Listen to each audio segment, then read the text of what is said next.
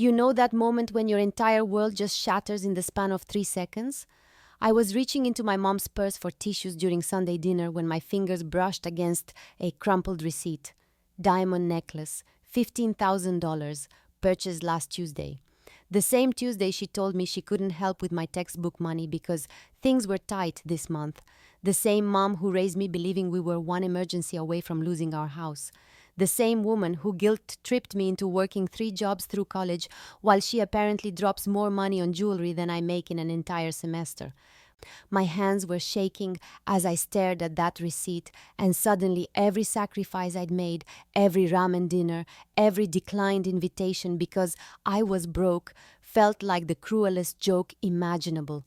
Before I continue the story, please subscribe. I need to reach 1,000 subscribers so I can keep bringing you stories like this every day. It's just one click for you, but it means a lot to me. I can still see myself at 8 years old, standing in the Goodwill changing room, while Mom held up another faded dress that was too big for my tiny frame, saying, "This will work perfectly once we hem it up, sweetheart. We have to be smart with our money." Smart with Our Money became the soundtrack of my childhood, playing on repeat every time I asked for something the other kids had. New shoes for school meant, "Money's tight right now, Sarah." These still have some life left in them, and birthday parties at Chuck E. Cheese like my friends were having got shut down with, "We can't afford that kind of extravagance, honey. We'll have a nice cake at home instead."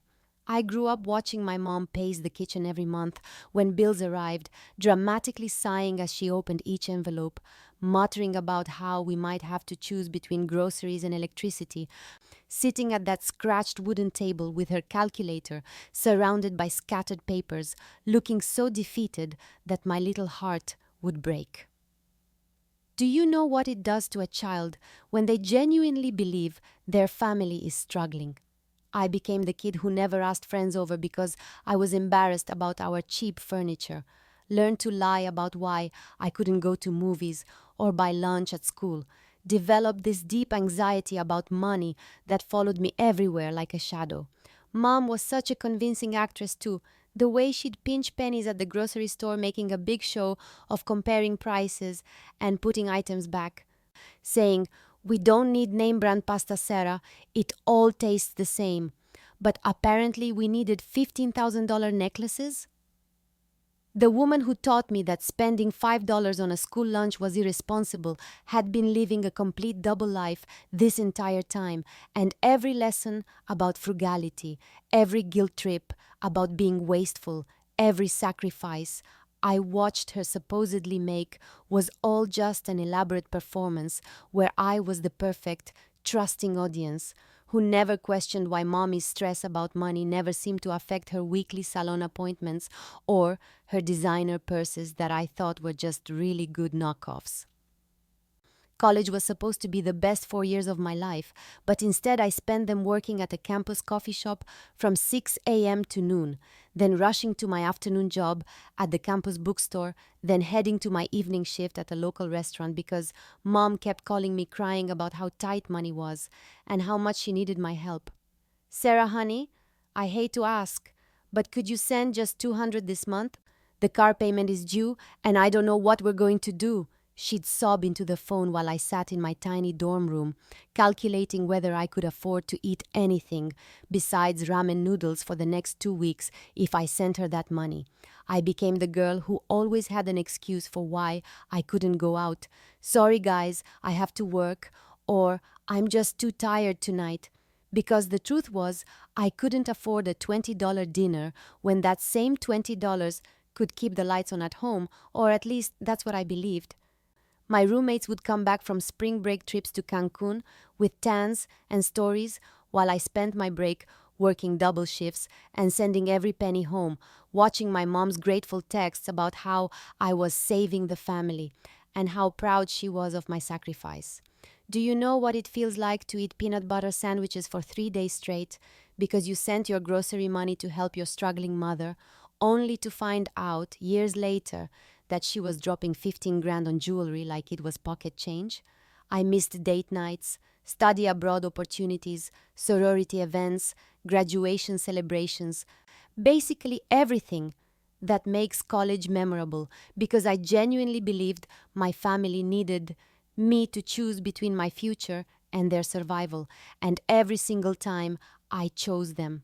The worst part is how grateful she always sounded, thanking me for being such a responsible daughter, for understanding that family comes first, for being willing to sacrifice my own happiness for the greater good, when really she was just manipulating me into funding her secret luxury lifestyle while I lived like a broke college student because I thought I was helping keep our family afloat.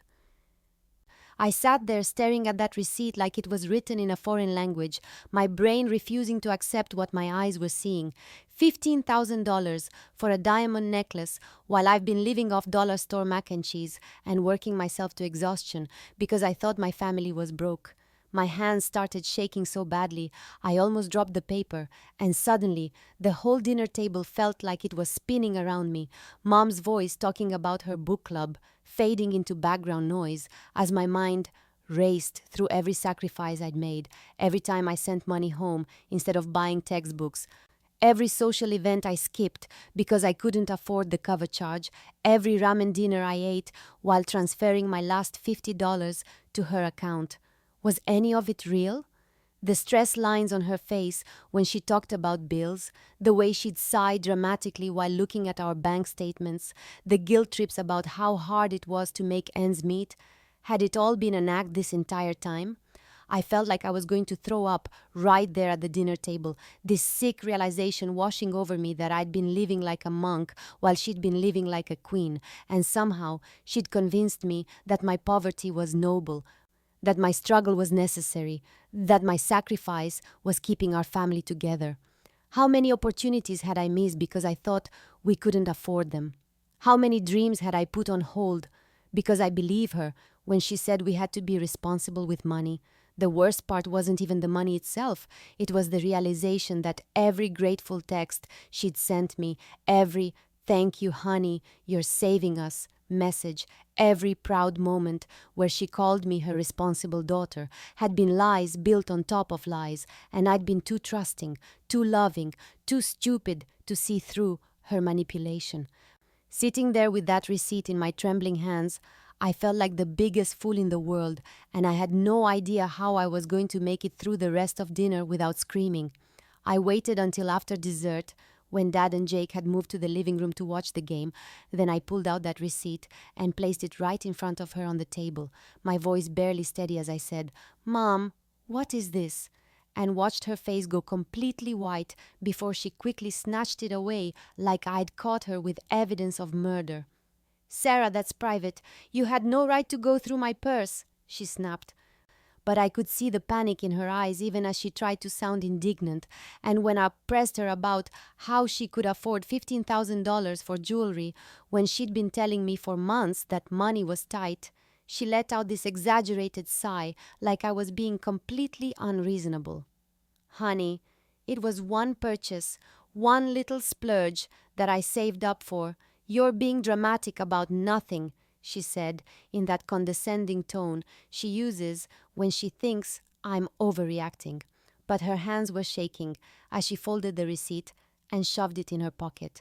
When I reminded her that she'd asked me for grocery money just last week, that I'd been sending her hundreds of dollars every month because she said the family was struggling, she rolled her eyes and waved her hand dismissively, saying, "That's completely different, Sarah. This was a special occasion.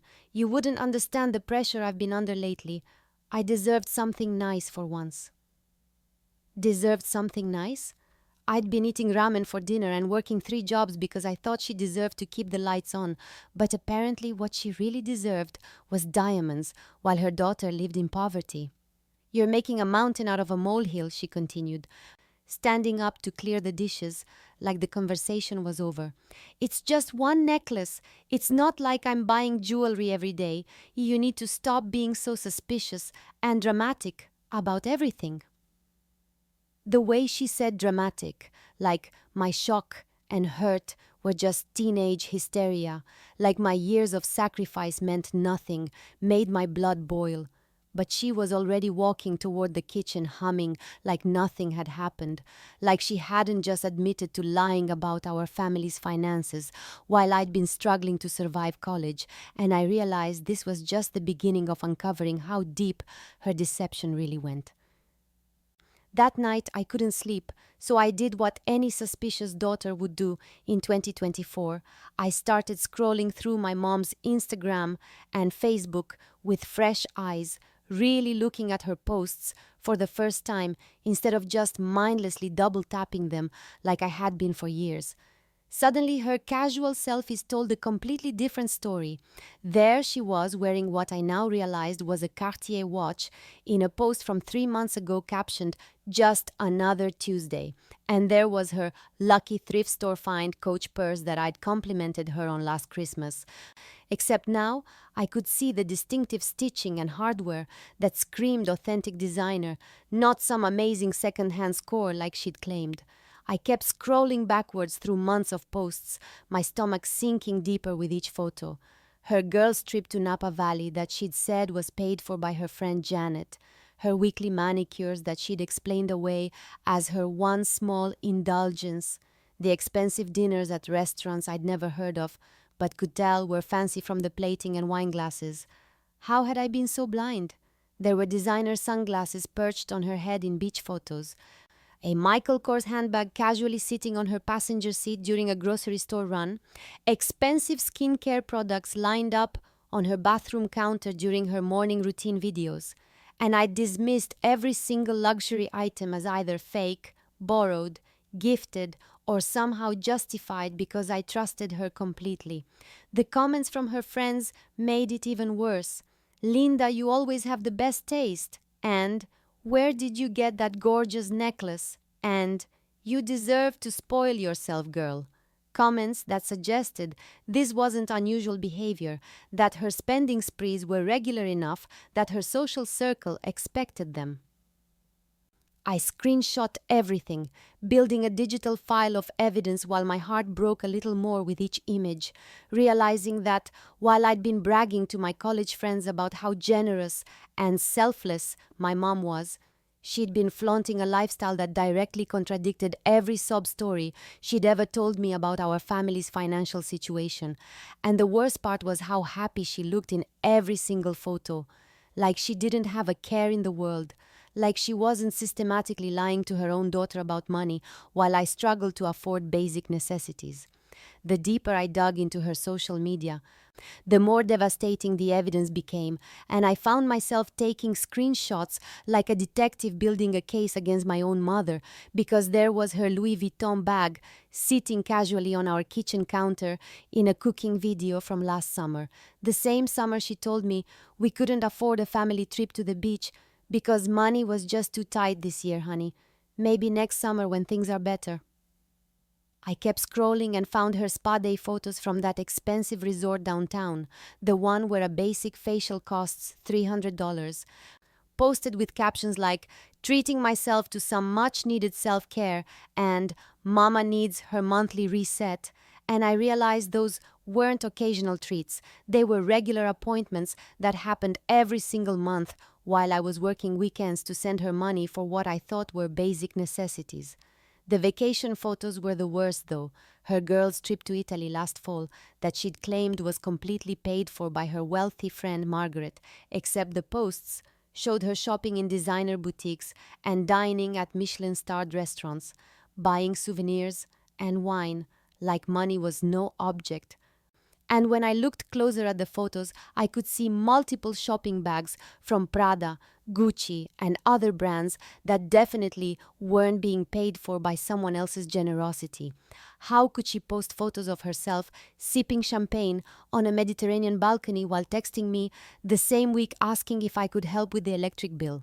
I found receipts shared in her private mom group chats that she'd accidentally posted publicly, showing purchases at Nordstrom and Saks, Fifth Avenue totaling thousands of dollars, posted with laughing emojis and comments about retail therapy and "you only live once."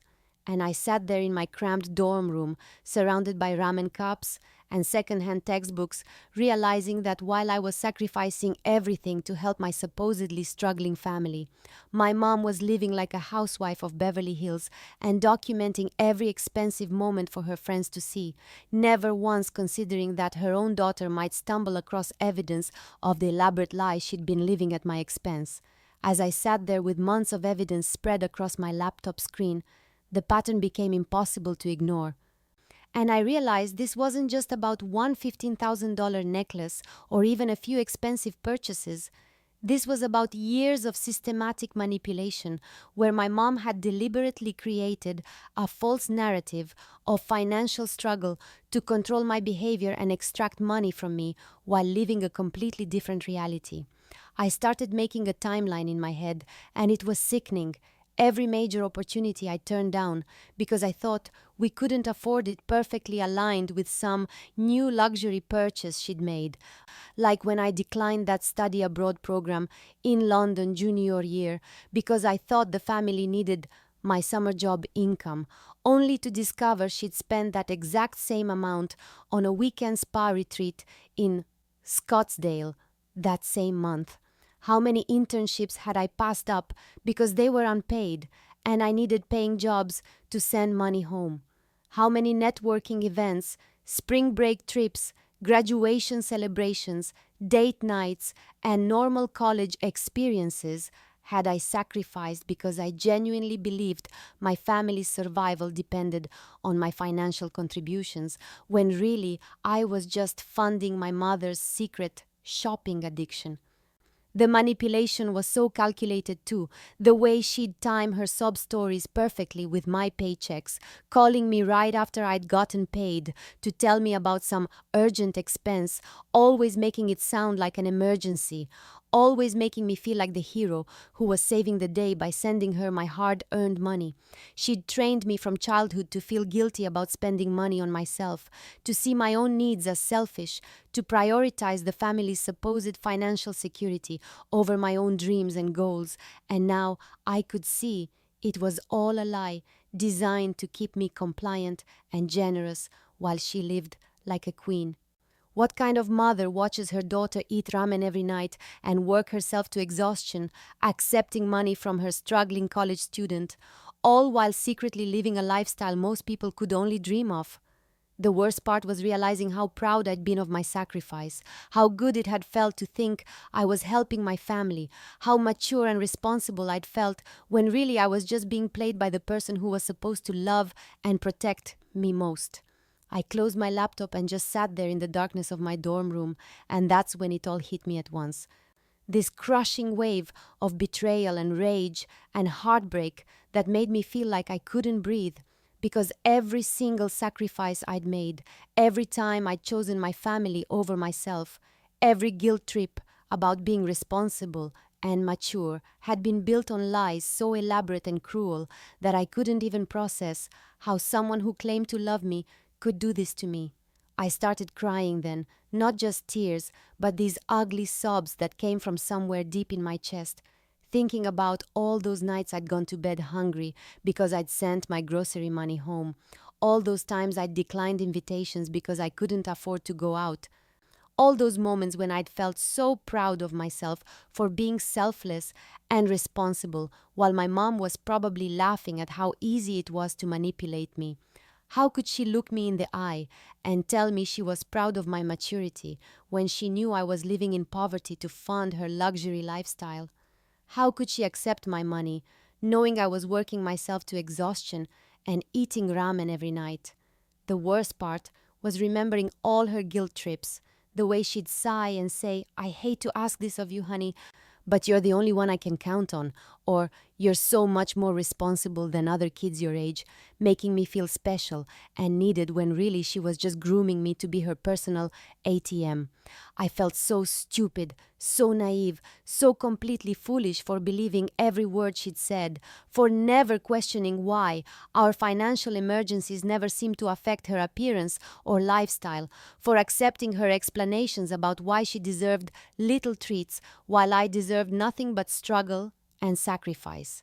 22 years old, and I was just now realizing that my own mother had been emotionally manipulating me since childhood, training me to feel guilty about my own needs, teaching me that my job was to take care of everyone else, even if it meant destroying myself.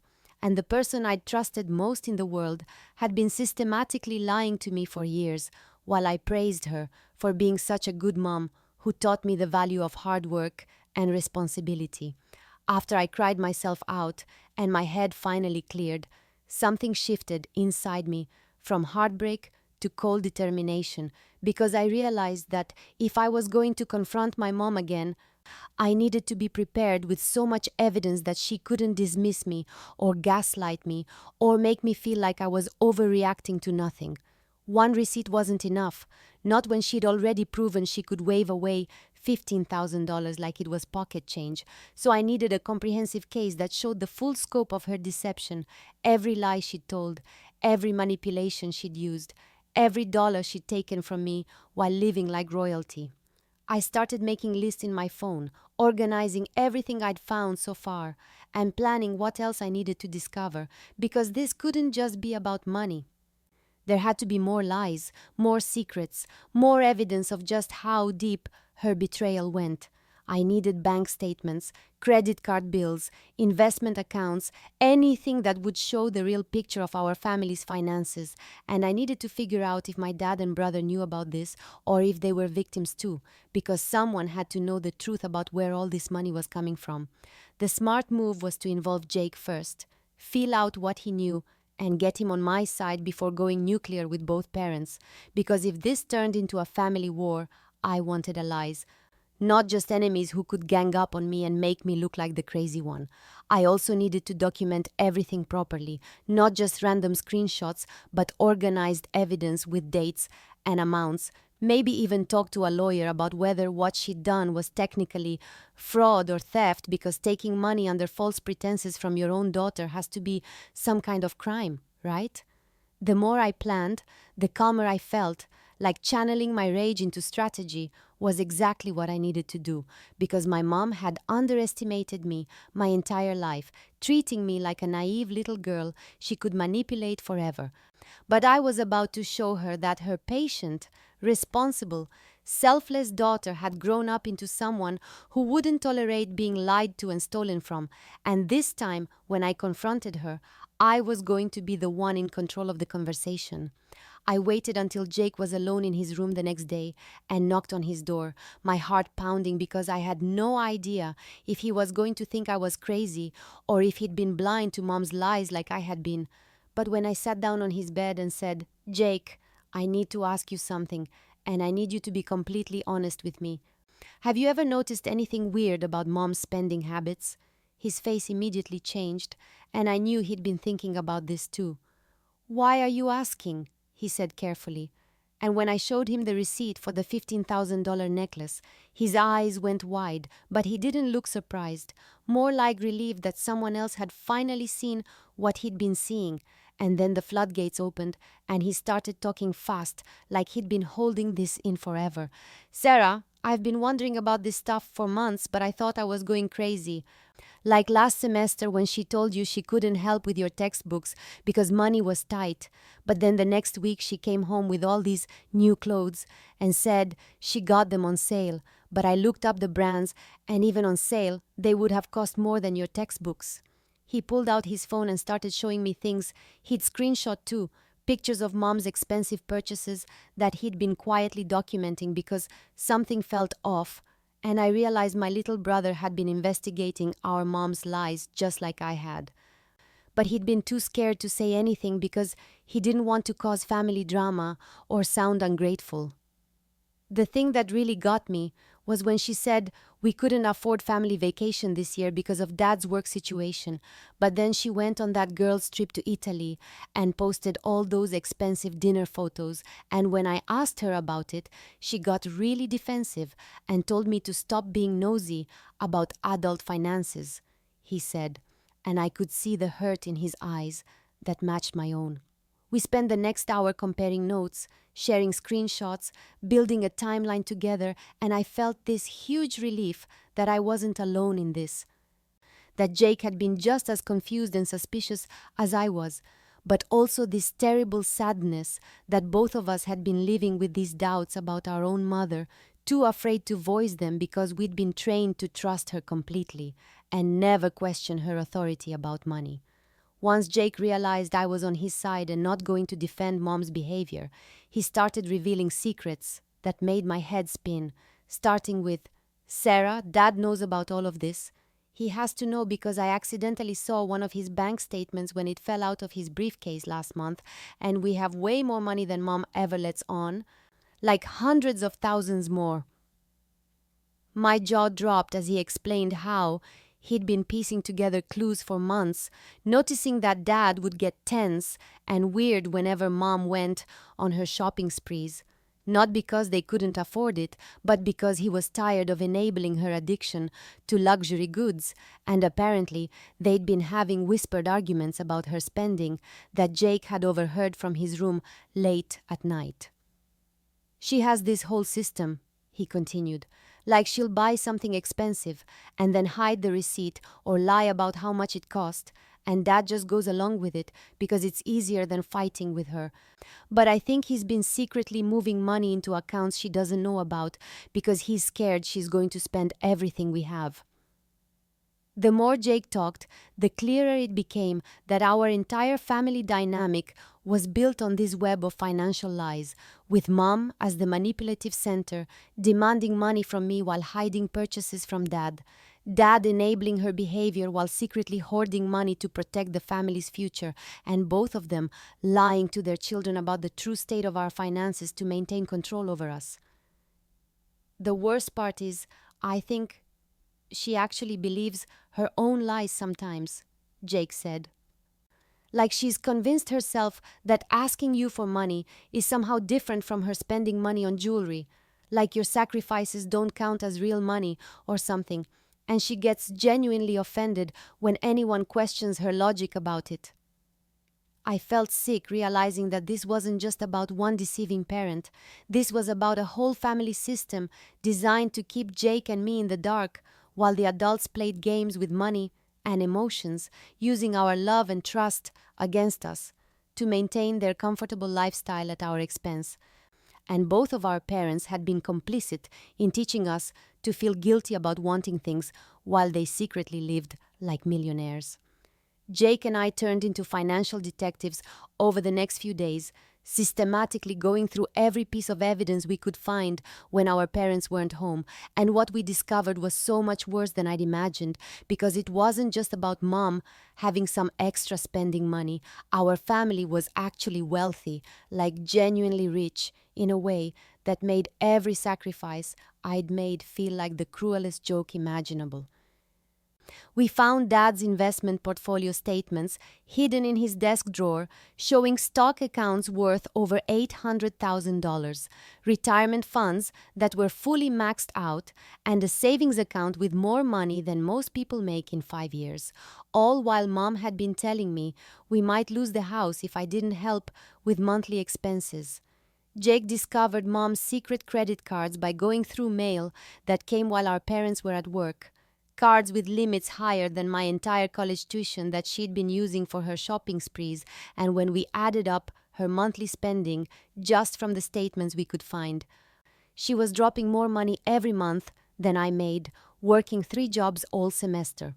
The most devastating discovery was Mom's inheritance paperwork that Jake found tucked inside one of her jewelry boxes.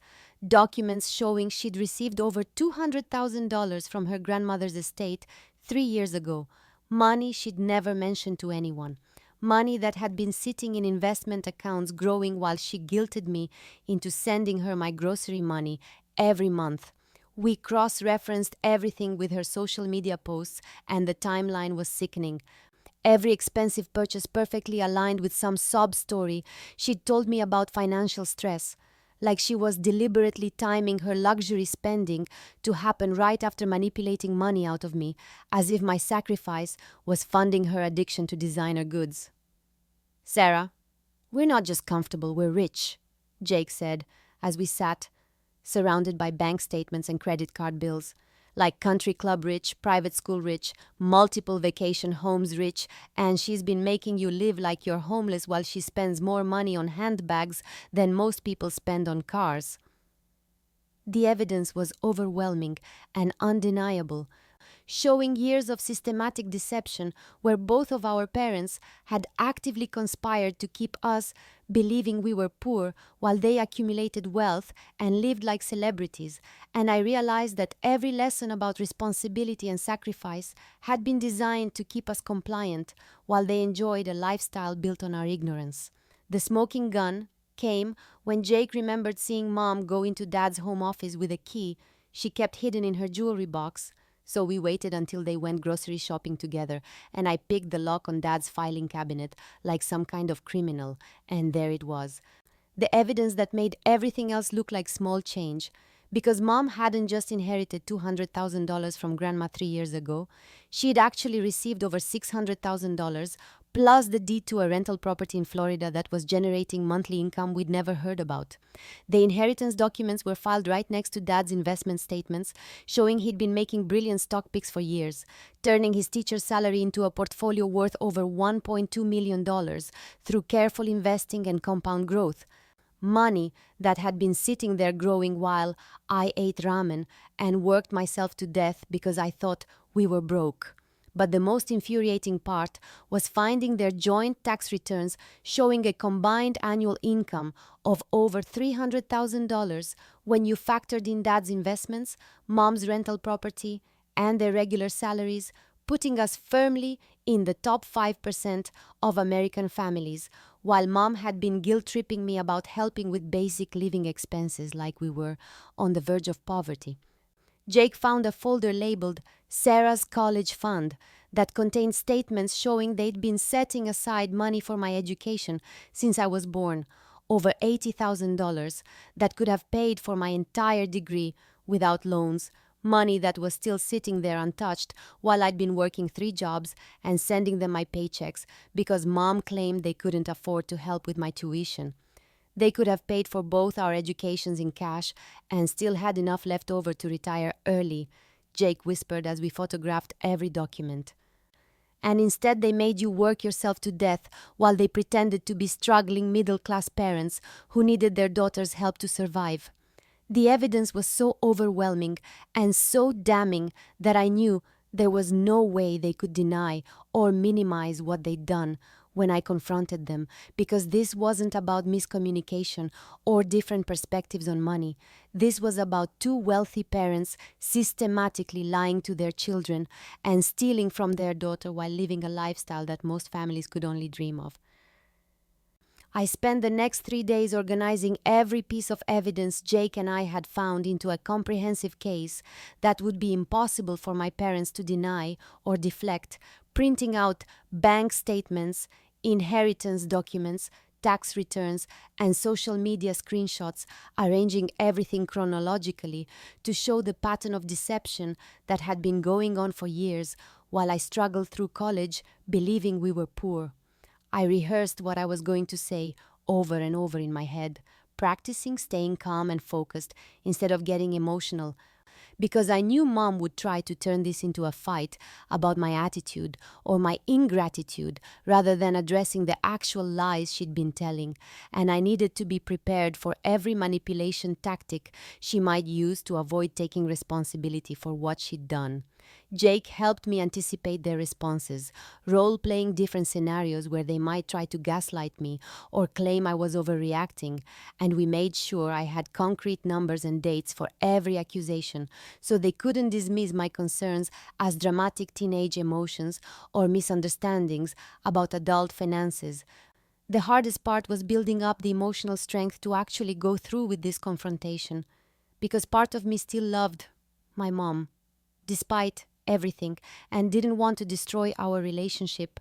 But then I'd remember all those nights I went to bed hungry because I'd sent my food money home, all those opportunities I'd missed because I thought my family needed me to sacrifice my dreams for their survival, and I'd feel that cold determination settle back into my chest. I wrote down exactly how much money I'd sent them over the past 4 years, calculating that I'd given them over $15,000 of my own hard-earned money while they were secretly millionaires. Money that could have paid for study abroad, spring break trips, a reliable car, decent food, all the normal college experiences I'd missed because I thought I was helping keep my family afloat. By the time I was ready to confront them, I wasn't the naive, trusting daughter who'd discovered that receipt in mom's purse.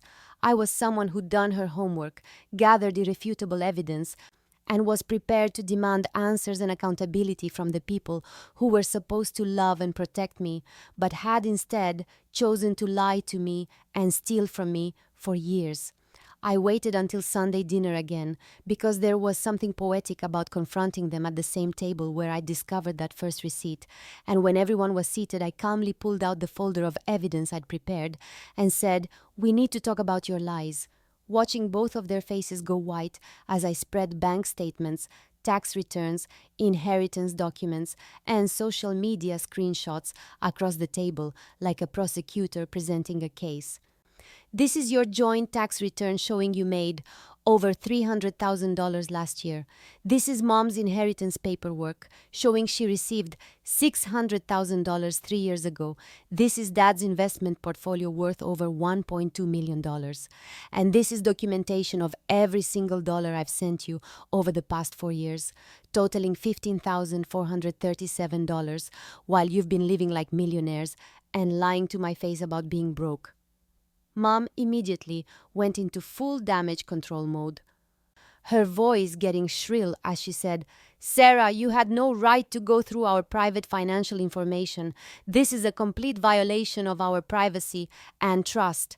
But I cut her off and said, "Trust? Really, Mom? You want to talk about trust when you've been systematically lying to me for years?" and kept presenting evidence while she scrambled for excuses. "Those inheritance papers are old. That money went to taxes and fees. You don't understand how adult finances work," she babbled. But then I showed her the current account statements, proving the money was still there, still growing, and watched her face crumble as she realized her lies weren't working anymore. Dad just sat there, looking ashamed and defeated, occasionally trying to interrupt with weak defenses like, "Sarah, we never meant for you to struggle," and "We were trying to teach you responsibility."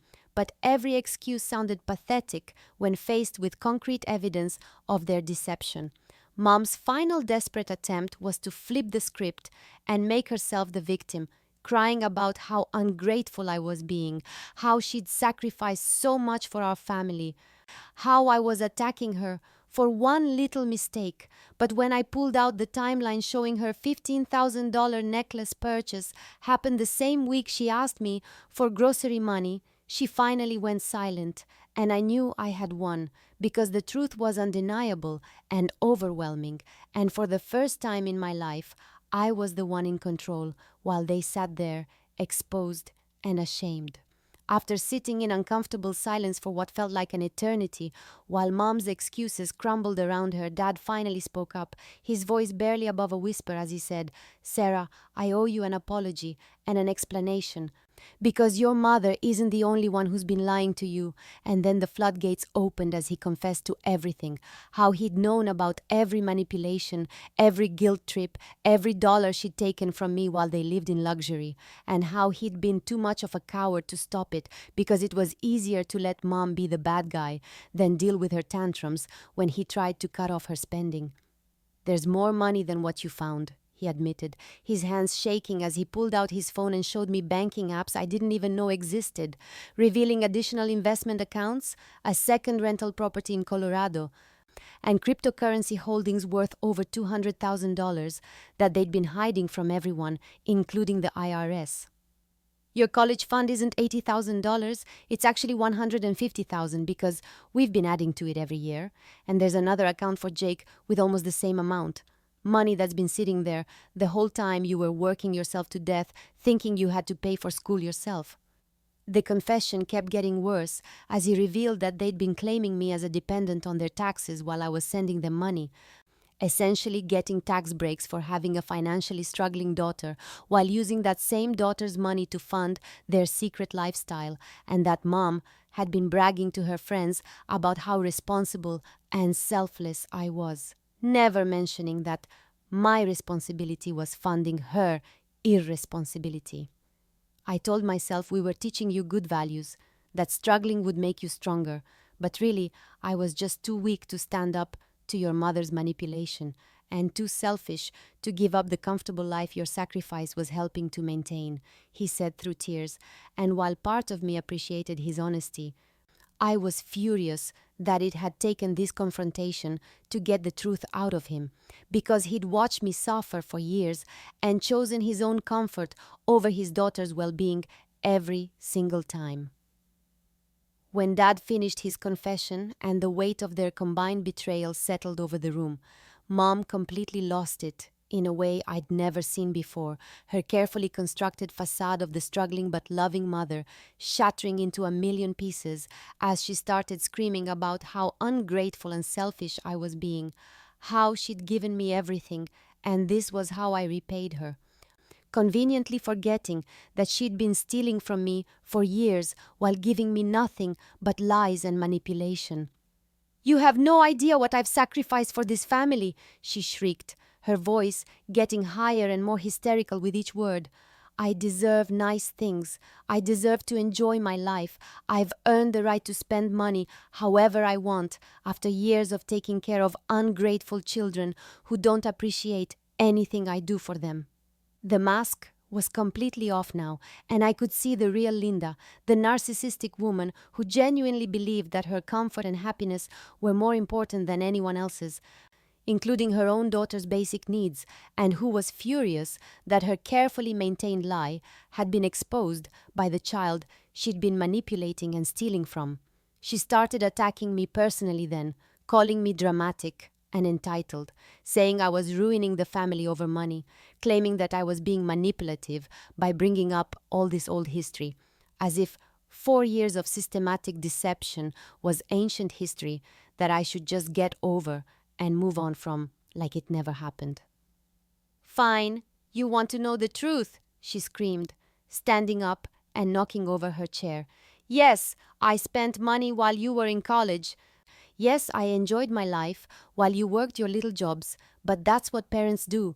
We sacrifice our youth raising children, and then we get to enjoy ourselves when they're grown, and if you can't understand that, then you're not as mature as I thought you were." Jake looked absolutely horrified. Dad was crying into his hands, and I just sat there watching my mother reveal herself as the selfish, manipulative person she'd always been underneath the loving mom act, finally understanding that everything I'd believed about our family had been carefully constructed, theater designed to keep me compliant while she lived like a queen, and realizing that the person I'd loved and trusted most in the world was actually a stranger who'd been using me my entire life. When Mom finally finished her tantrum and collapsed back into her chair, I stood up and looked both of my parents in the eye with a calmness that surprised even me, because somewhere during her meltdown, I'd realized that I was done being their victim, and it was time to take control of this situation once and for all. "Here's what's going to happen," I said in a voice so steady and cold that it made Dad flinch. "You're going to write me a check for $15,437, the exact amount I sent you over the past 4 years under false pretenses, plus another $5,000 to cover the interest I would have earned if I'd kept that money in my own savings account instead of funding your lies." Mom started to protest, but I held up my hand and continued. "Furthermore, you're going to pay off my remaining student loans in full, all $23,000 of them. Because I only have those loans because you convinced me our family was too broke to help with my education while you were sitting on over $150,000 in my college fund that you never told me about." I pulled out my phone and opened my notes app where I'd prepared a list of demands, reading them off like a lawyer presenting terms to a defendant. "You will also reimburse Jake for any money he's given you. You will add both of us to the college fund account so we can see the balances and transactions, and you will never again ask either of us for money or financial help under any circumstances, because your credibility on money matters is permanently destroyed." The room was dead silent as I continued laying down the new rules for our family relationship. From now on, if you want a relationship with me, it will be based on complete honesty and respect, which means no more guilt trips, no more manipulation, no more sob stories about finances, and absolutely no more lies about anything, because I will fact check every single thing you tell me going forward. Mom's face was turning red with rage, but she stayed quiet because she knew she had no moral authority left to argue with me. And Dad was nodding like he understood that this was the price of their deception, that their lies had consequences, and I wasn't going to pretend everything was fine just to keep the peace anymore. 6 months later, I'm sitting in my new apartment that I can actually afford because I'm not sending half my paycheck to fund my mother's shopping addiction. And I can honestly say that discovering that receipt was the best thing that ever happened to me, even though it felt like the worst thing at the time. My parents did pay me back every penny I demanded, plus my student loans. And while Mom fought me on every dollar and made the whole process as dramatic as possible, Dad surprisingly backed me up and made sure the money got transferred. I think because he finally understood how badly they damaged our relationship and wanted to start making amends. The most important change isn't even the money, though. It's how completely my perspective on everything has shifted. Because now I spend money on myself without guilt. I go out with friends without calculating whether I can afford it. I buy nice groceries and clothes that fit properly. And I'm planning a study abroad program for next semester because I finally understand that taking care of myself isn't selfish, it's necessary. Jake and I have this unbreakable bond now, built on surviving our parents' manipulation together, and I've been teaching him how to recognize guilt trips and boundary violations so Mom can never pull the same tricks on him that she pulled on me, and watching him stand up to her attempts at financial manipulation has been incredibly satisfying. Mom still tries occasionally to slip back into her old patterns, calling with some manufactured crisis that requires immediate financial help. But now Jake and I just laugh and remind her of our new family rules, and she's learned that we're not the same naive kids she used to control so easily. Our family dynamic has permanently shifted, with Mom's influence dramatically reduced and her opinion carrying much less weight in family decisions, because everyone now knows she's a proven liar who can't be trusted with money or honesty. And while that's sad in some ways, it's also incredibly freeing to finally see her clearly, instead of through the filter of childhood love and trust. The best part is that I'm not angry anymore, because anger was just another way of letting her control my emotions, and now I feel this calm confidence, knowing that I survived her manipulation, exposed her lies, got my money back, and built a life where no one can ever take advantage of my generosity again.